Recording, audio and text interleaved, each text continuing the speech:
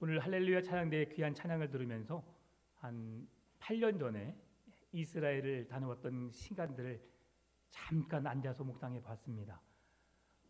주님 걸으신 그 십자가의 길이 상당히 험난한 길입니다. 이제 주님이 골고다 언덕을 걸으신 직접적인 그 길을 걸은 건 아닙니다.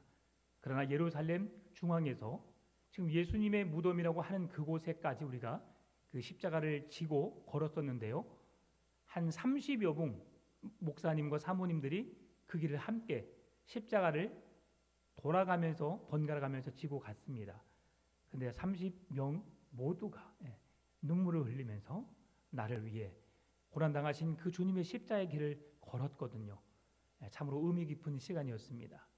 나를 위해서 그 비아 돌로로사 그 고난의 길을 걸으신 그 주님을 이 시간 찬양하고 하나님께 영광 돌립니다. 우리 주님이 우리를 사랑하신 그 은혜와 사랑에 감사함으로 하나님께 영광의 박수 한번 돌려드리겠습니다.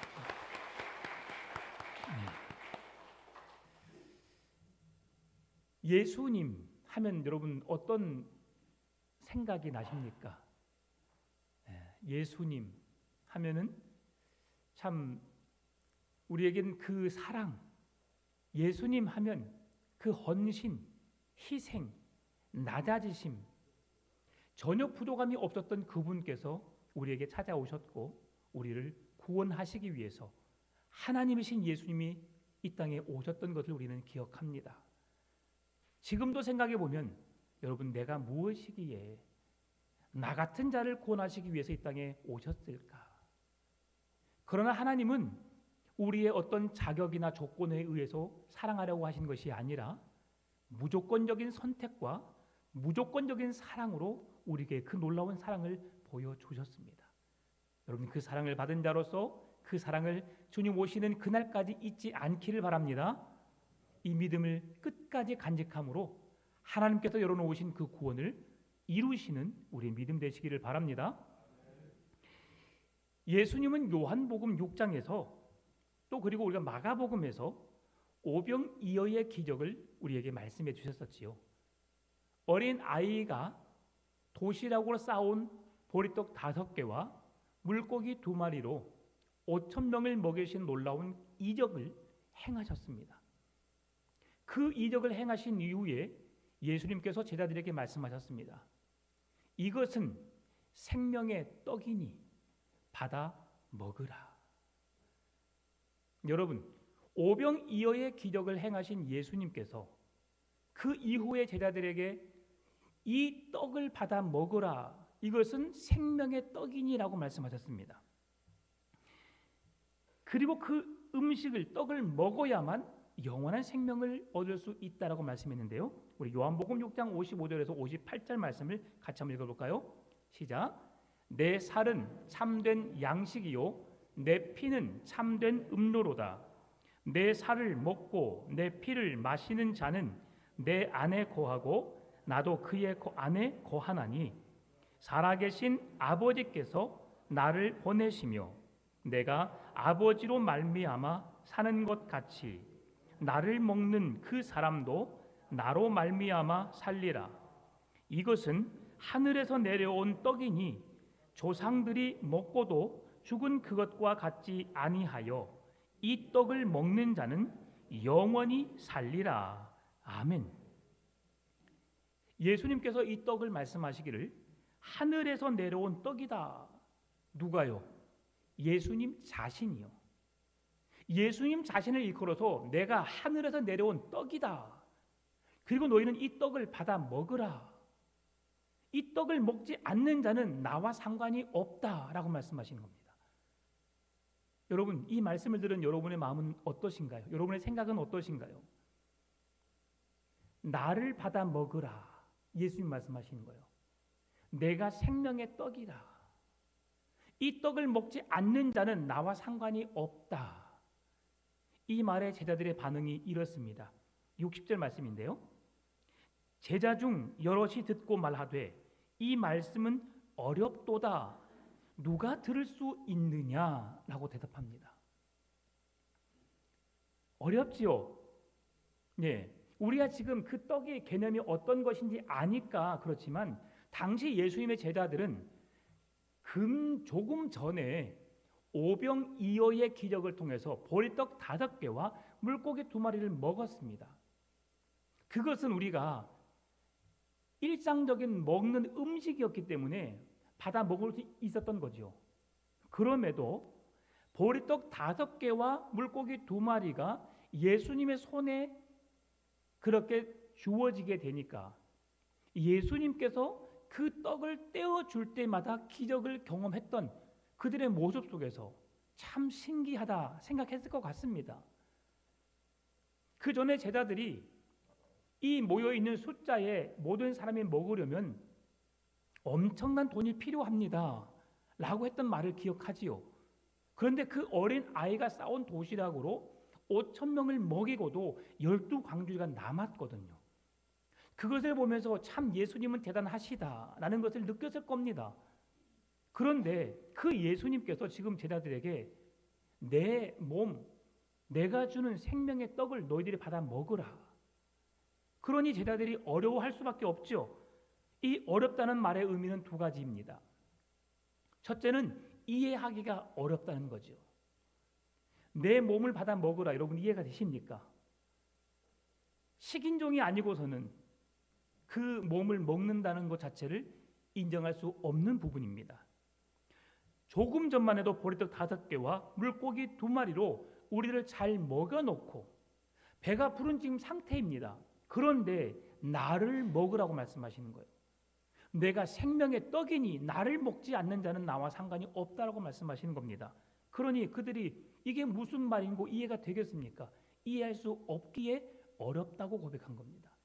2번째로는 그렇게 살기가 어렵겠다는 뜻입니다. 예수님께서 오병이어의 기적을 통해서 그들에게 배고픔을 채워주셨습니다. 그러니 지금 제자들의 생각, 수많은 무리들의 생각은 예수님께서 우리의 모든 경제적인 필요를 우리에게 부족한 그 모든 것을 채워주시면 내가 주님의 거룩한 백성으로 살겠습니다 라는 믿음은 있었습니다.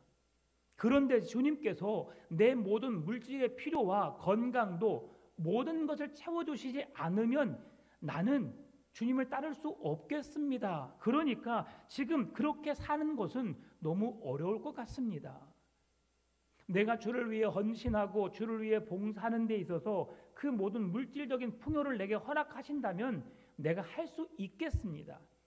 내 배고픔을 채워줬던 주님께서 내가 헌금할 수 있도록, 내가 봉사할 수 있도록, 내가 그렇게 주님의 뜻대로 살아갈 수 있도록 모든 부분을, 필요를 채워주시면 내가 그렇게 살 수 있지만 주님이 채우지 않는다면 나는 그렇게 살 수가 없겠습니다 라는 고백인 거죠. 그래서 주님의 말씀이 첫 번째로는 그 말씀이 무슨 말인지 이해하기가 어렵고, 2번째는 주님이 내게 채워주시지 않으면 나는 그렇게 살기가 어렵겠습니다라는 고백이 담겨져 있다는 거죠. 이러한 고백 속에서 오늘 우리에게 주님이 말씀하십니다. 그러한 그들에게 우리의 필요를 채우기 위해서 하나님이신 예수님께서 성육신하심으로 이 땅에 오셨음을, 그리고 그 예수님이 이 땅에 오신 목적이 무엇인지를 오늘 본문은 잘 설명해 주고 있습니다. 하나님이신 예수님이 무엇 때문에 이 땅에 찾아오셨을까? 그 부분에 우리는 참으로 신기할 수밖에 없습니다. 오지 않아도 됩니다. 하나님이 언약을 세우셨고 그 약속을 깨뜨린 자가 우리 인간이었기 때문이죠. 그런데 우리 하나님은 그 우리의 연약함까지도, 우리의 실수까지도 하나님은 함께 하고 싶으십니다. 그 책임을 묻지 않으시고 우리에게 그 사랑으로 우리를 조용히 품기를 원하신다는 것이지요. 마가복음 14장 오늘 본문의 22절 말씀을 제가 읽어드리겠습니다. 그들이 먹을 때에 예수께서 떡을 가지사 축복하시고 떼어 제자들에게 주시며 이르시되 받으라, 이것은 내 몸이니라 하시고. 요한복음 6장에서 말씀하셨던 그 말씀을 오늘 본문에서는 더 실제적으로 말씀해주고 있지요. 22절 말씀에는 4가지 동사가 나옵니다. 가지사, 축복하시고, 떼어 주시며. 여기에서 헨리 나우엔이라는 사람은 이 네 가지 동사가 그리스도인의 정체성에 담겨져 있다라고 말하였습니다. 어떤 뜻이 담겨져 있는가 살펴봅니다. 첫째, 가지사라는 단어는 많은 떡 중에서 구별하여서 성찬의 떡으로 내가 그것을 가졌다라는 말입니다. 세상에 수많은 떡이 있습니다. 다음 주에 우리가 성찬식을 행할 건데요.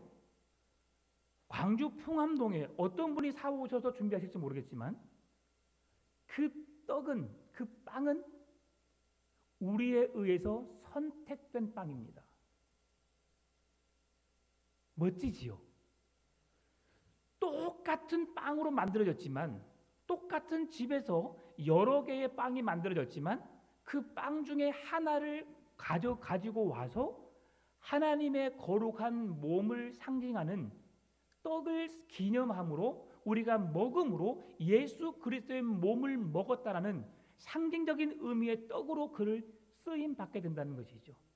그러니까 예수님이 그 떡을 가지사라고 했을 때 이 가지사는 많은 떡 중에 그 떡이 쓰임 받았던 것처럼, 그 빵이 쓰임 받았던 것처럼 세상에 70억이라고 하는 수많은 사람들 중에 하나님은 우리를 택하사 우리를 하나님의 거룩한 도구로, 하나님의 구원받은 백성으로 우리를 택하셨다는 것입니다.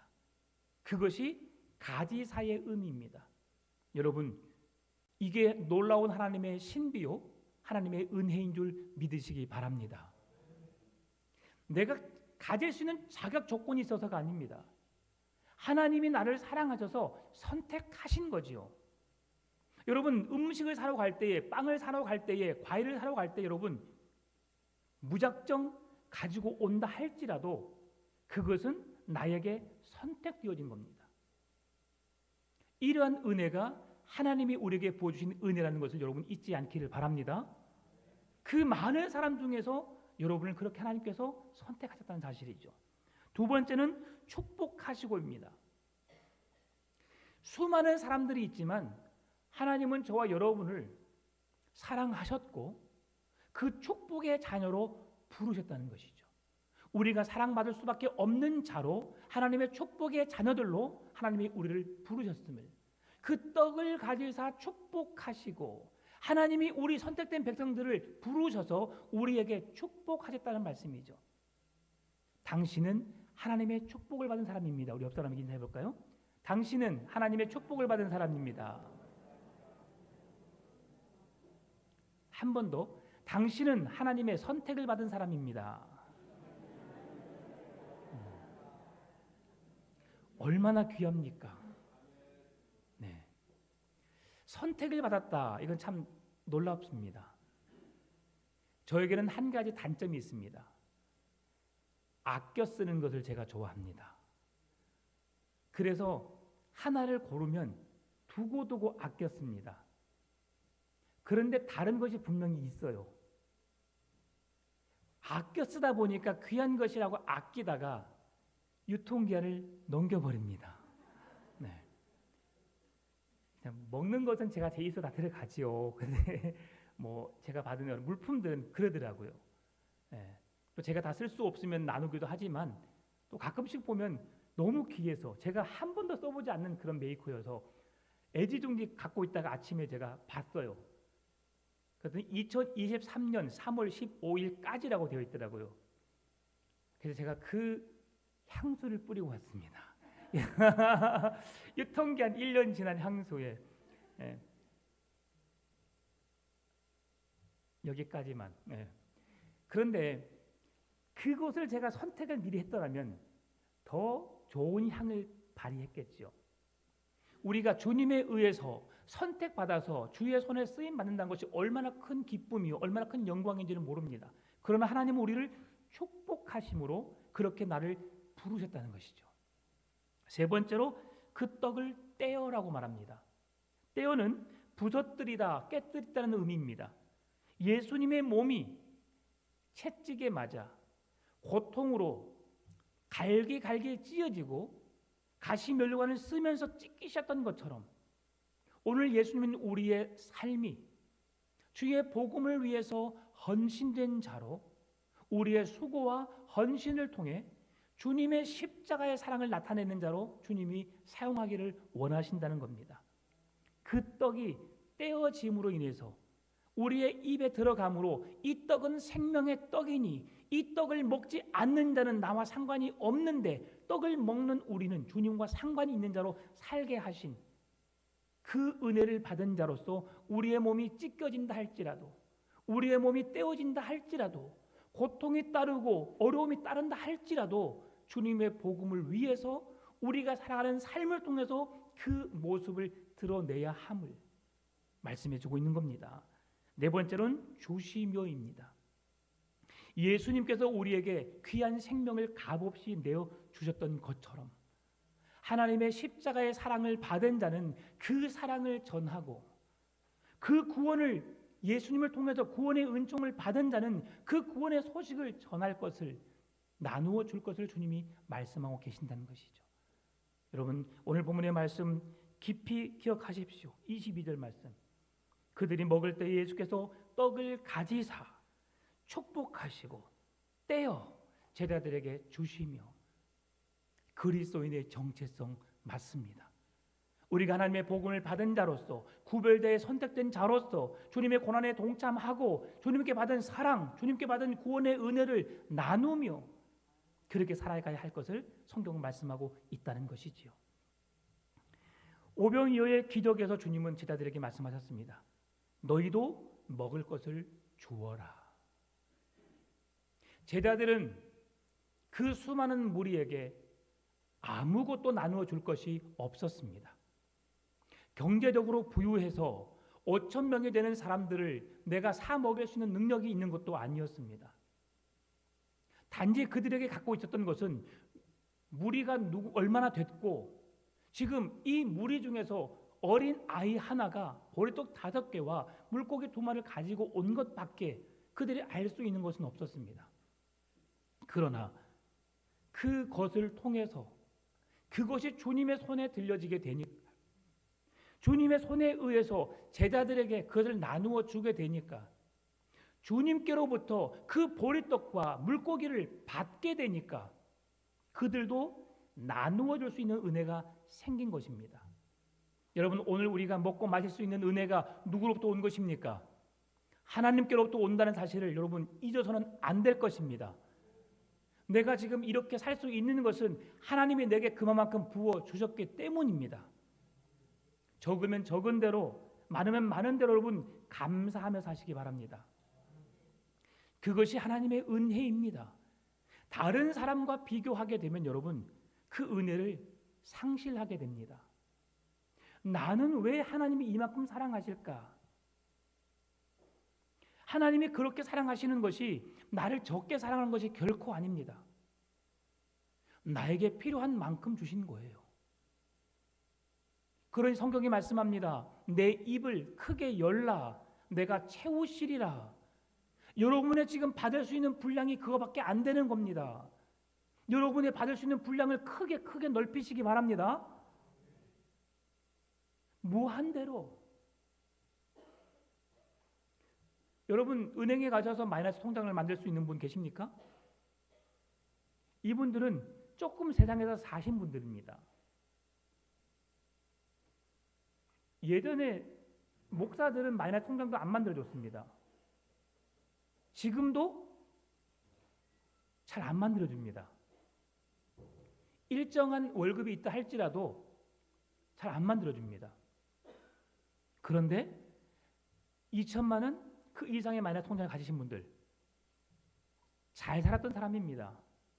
그것을 만들어줘도 은행에서 괜찮겠다 싶으니까 만들어준 거거든요.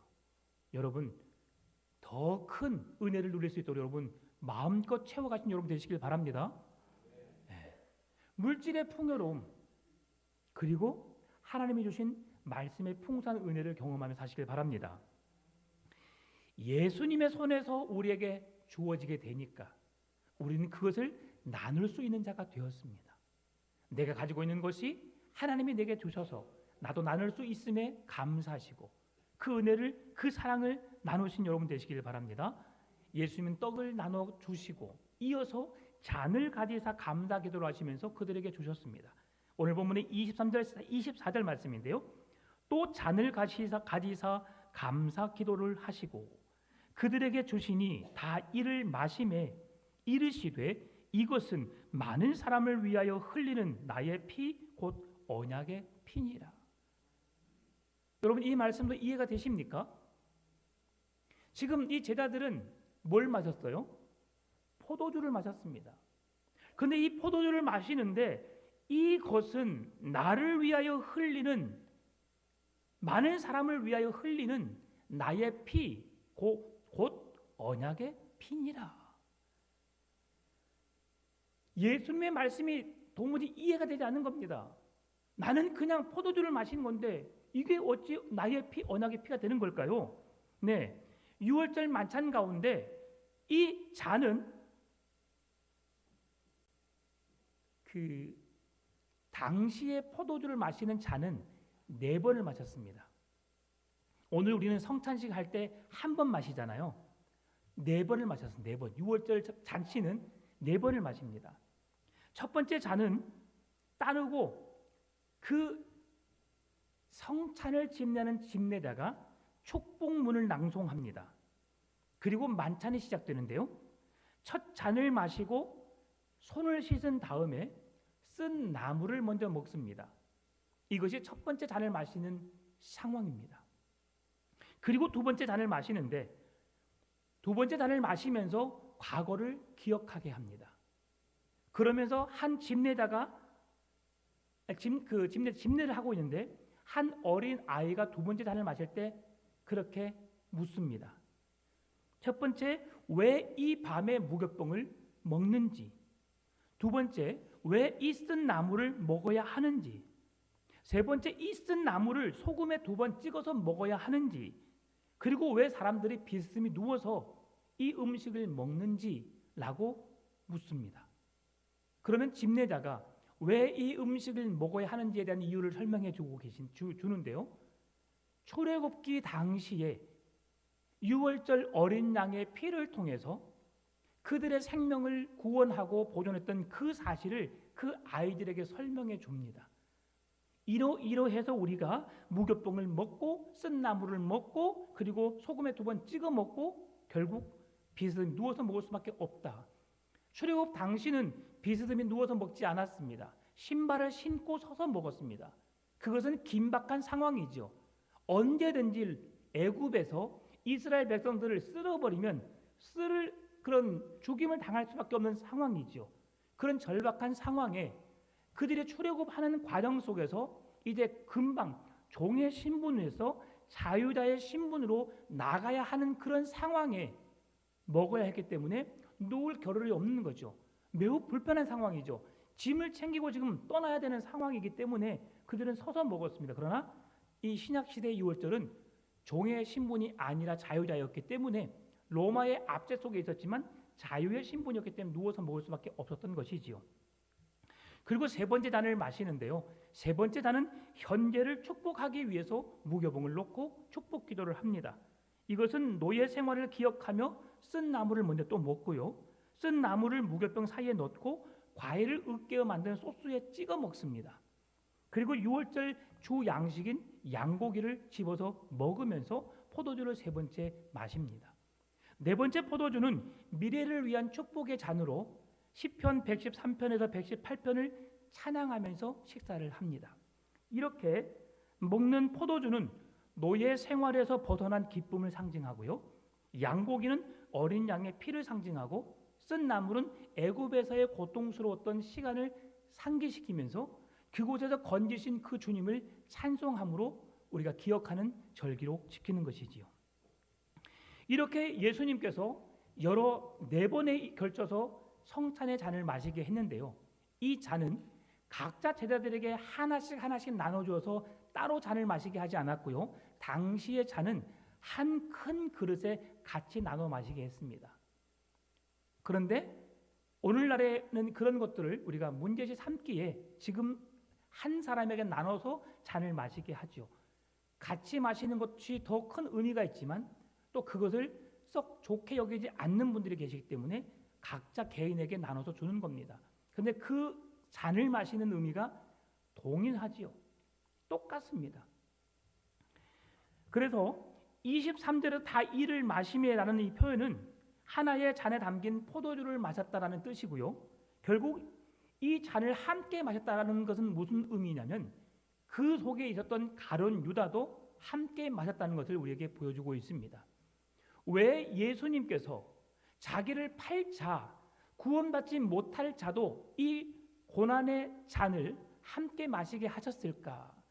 이것을 생각해 보면 예수님의 마음을 확인할 수 있습니다. 예수님은 천하보다 귀한 한 영혼을 구원하시기 위해서 이 땅에 오셨습니다. 아무 사랑을 받을 자격 없는 우리들을 위해서 이 땅에 찾아오셨고 우리를 위하여 죽어주셨습니다. 그 죽으심이 헛되지 않기 위해서 한 영혼이라도 더 구원을 내시기 위해서 예수님은 그 십자가를 지신 것이죠. 그래서 가룟 유다가 자기를 팔 것을 알았음에도 불구하고 그에게 마지막까지 기회를 제공하신 겁니다. 이 잔을 마시면서 이 잔을 마시라, 이 잔은 나의 흘리는 피, 곧 언약의 피다라고 고백하심으로 그 가룟 유다의 마음에 십자가의 구원의 은혜가 그 심령 속에 박힐 수 있도록 예수님이 간절히 호소했다라고 볼 수도 있는 것이죠. 그런데도 가룟 유다의 마음속에는 여전히 주님의 사랑을 기억하지 못합니다. 주님의 마음을 인정하지 않지요. 여러분, 이 상황 속에서 우리가 깨달을 수 있는 게 있습니다. 하나님은 오늘 우리의 수많은 사람들 중에서 오늘 22절 떡을 가지사 축복하시고 나누어서 떡을 떼게 하셨던 그 놀라운 은혜가 무엇인지, 예수 그리스도의 십자가의 사랑을 통해서 우리를 구원하시려는 하나님의 아버지의 마음이 얼마나 크고 놀라운지를 우리는 이 시간 경험해야 될 줄 믿습니다. 예수님은 잔을 나누신 후에 이것은 많은 사람을 위하여 흘리는 나의 피, 곧 언약의 피라고 말씀하시면서 예수님께 이렇게 설명하신 이유를 세 가지로 설명하고 있습니다. 첫째는 이 잔이 나의 피라는 것이지요. 예수님께서 이 떡은 내 몸이라고 말씀하신 것과 같이 동일한 의미로 내 피라고 말씀하신 겁니다. 둘째, 이 잔이 언약이라고 말씀하시는데요. 하나님이 시내 산에서 이스라엘 민족과 언약을 맺으실 때에 모세에게 하신 말씀을 기억하면 이 말씀을 이해할 수 있습니다. 출애굽기 24장 8절 말씀을 같이 읽어볼까요? 모세가 그 피를 가지고 백성에게 뿌리며 이르되 이는 여호와께서 그 모든 말씀에 대하여 너희와 세우신 언약의 피니라. 아멘. 지금 우리에게 이 언약의 피가 필요함을 말씀하고 있는 겁니다. 6월절 어린 양의 피가 장자를 죽음에 이르지 않게 하고 그 백성들을 구원해 내셨던 것처럼 이 어린 양의 피가 예수 하나님께 속죄 제사를 통해서, 번제의 제사를 통해서, 1년의 대속죄일의 제사를 통해서 우리의 모든 죄를 용서해 주셨던 것처럼 이 언약의 피가, 이 생명의 피가 예수 그리스도의 단 한 번에 흘리신 피를 통해서 우리의 완전한 영원한 속죄를 이루셨다는 것이죠. 이것이 바로 하나님께서 우리에게 세우신 언약의 피입니다. 사람은 완전하지 못하기 때문에 약속을 언제든지 취소하기도 하고 미루기도 하고 지키지 않기도 합니다. 그런데 하나님은 신실하신 하나님, 변개치 않으시는 하나님이시기에 그 약속을 절대로 지키지 않는 적이 없으십니다. 그래서 우리에게 언약으로, 약속으로, 영원한 약속으로 생명의 피의 언약을 우리에게 주신 것입니다. 세 번째로 그 피는 많은 사람을 위해 흘리는 것이라고 말씀합니다. 바로 가룟 유다를 위해서도요. 구원받지 못한 사람들을 구원하시기 위해서 그 피는 유효한 생명의 보혈의 피라는 것을 말씀해 주고 있습니다. 그런데 감사한 것은 그 수많은 사람들 중에 여러분은 여러분의 입술의 고백을 통해서 주님은 나의 구원자요, 주는 그리스도시요, 살아계신 하나님의 아들이십니다라고 고백하겠던 베드로의 고백처럼 여러분 그 예수 그리스도를 믿음으로 그 영원한 피의 대속의 은혜가 오늘 우리에게 그대로 적용되었음을 믿는 것이죠. 여러분 이것을 고백하게 하시는 이가 누구일까요? 성령 하나님이신 줄 믿습니다. 베드로가 주는 그리스도시요 살아계신 하나님의 아들이라고 고백할 수 있는 것은 그의 입술을 열어서 성령 하나님이 그에게 말씀하신 것이라고 분명히 보여주셨습니다. 여러분이 예수님을 믿는 것, 예수를 구원자로 믿는다고 고백하는 것은 성령님이 여러분의 입술을 열어서 고백하게 하신 줄 믿습니다. 이 고백을 고백하시는 여러분, 이 고백을 소멸치 말고 주님 오시는 그날까지 이 믿음의 고백을 통해서 구원의 은혜를 누리시기를 바랍니다. 과거 이스라엘 백성들은 그 말씀 전에 우리 먼저 마가복음 10장 45절 말씀 같이 읽어볼까요? 시작. 인자가 온 것은 섬김을 받으려 함이 아니라 도리어 섬기려 하고 자기 목숨을 많은 사람의 대속물로 주려 함이니라. 아멘. 예수님이 이 땅에 오신 목적이 있죠. 예수님이 우리를 위해서 그의 몸과 그의 피를 흘리신, 찢기신 이유인 것입니다. 예수님은 높아지기 위해 오신 것이 아닙니다. 낮아지기 위해서 겸손하게 섬김으로 우리의 구원을 완성하시기 위해 오셨다는 것을 기억하시기 바랍니다. 절망의 시기에 아무런 소망이 없는 그들에게 구약의 예언자들은 언약적 소망을 주십니다. 이 땅의 구원자 예수 그리스도가 오실 것을 우리에게 예언해 놓으셨지요.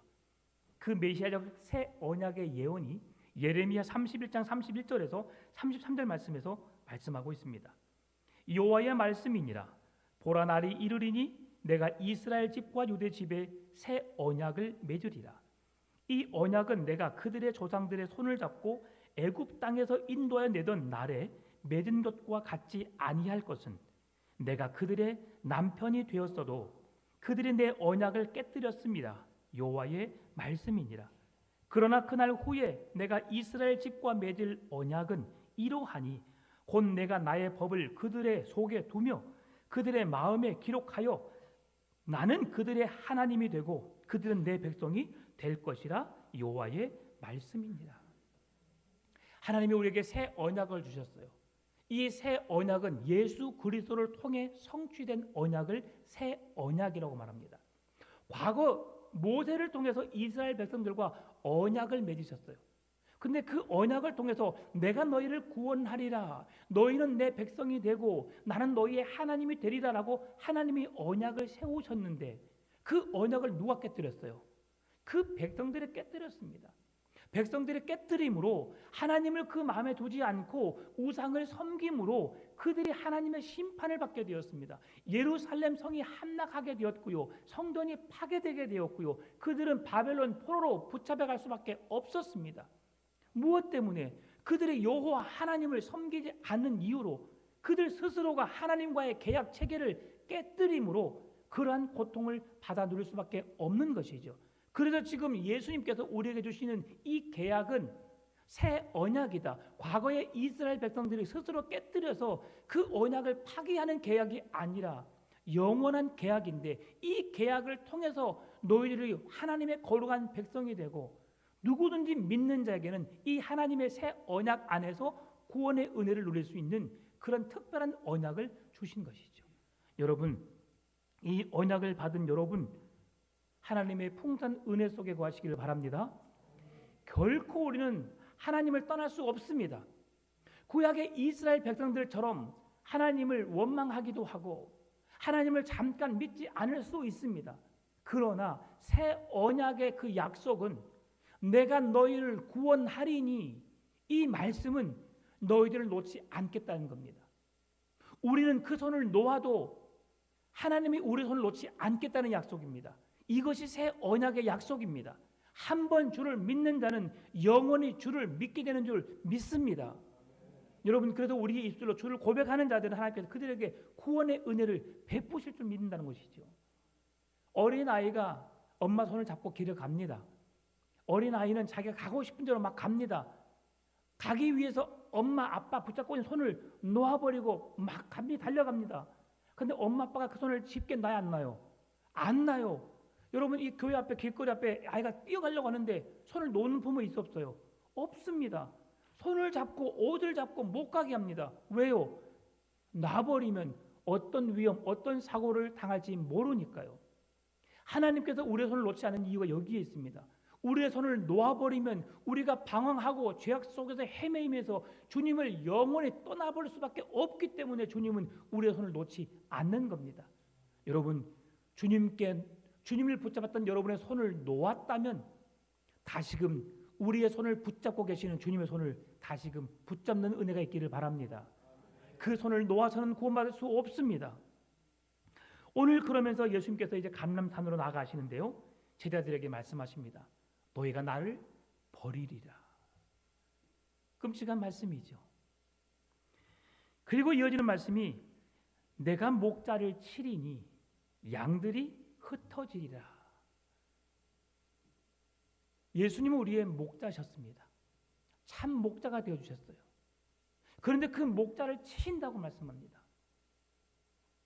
이 말씀은 스가랴 13장 7절의 말씀을 인용한 말씀입니다.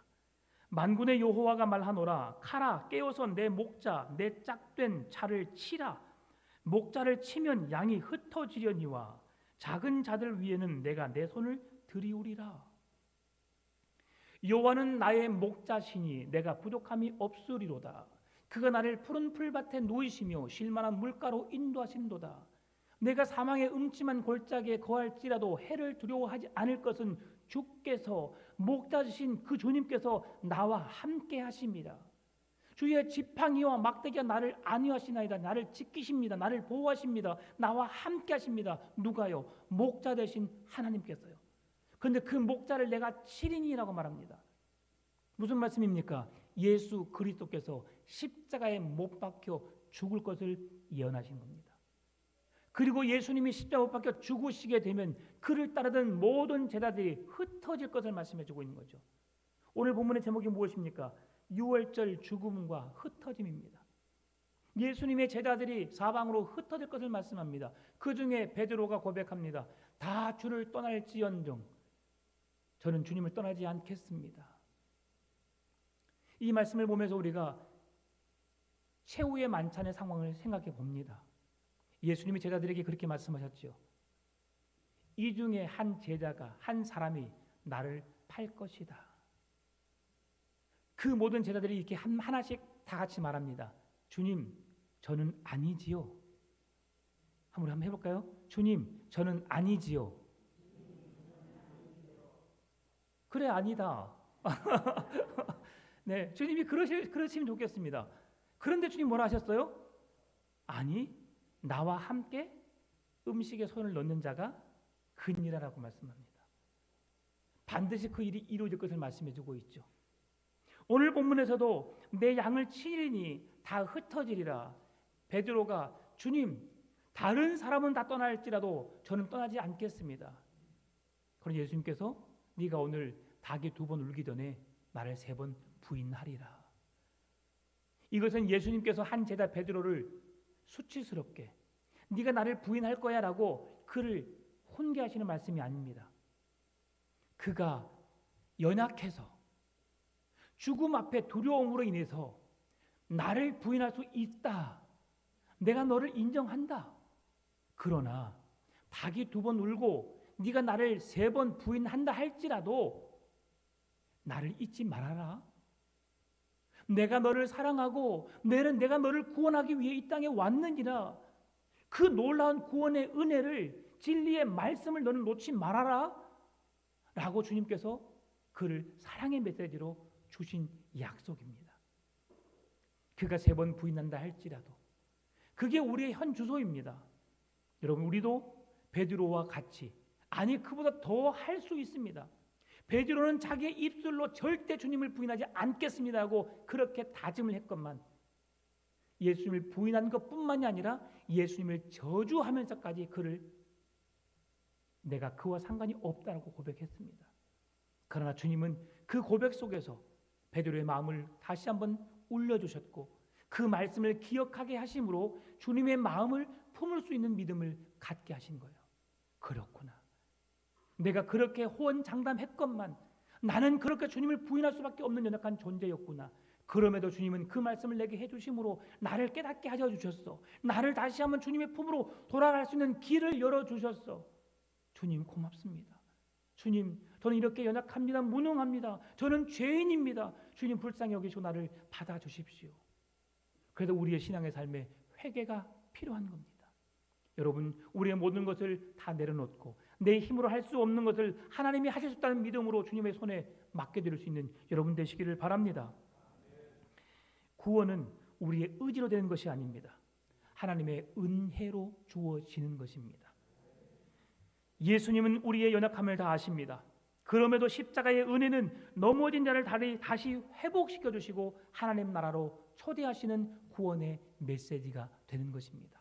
이번 주 한 주간 십자가를 깊이 묵상하시고 십자가의 길을 걸으신 주님과 함께 그 길을 걷는 은혜를 사모하시고 그 고난 속에 주어지는 은혜를 기억함으로 함께 눈물도 흘려보고 함께 주님의 고통도 겪어보시면서 주님의 사랑을 간직하시는 한 주간이 되시기를 바랍니다.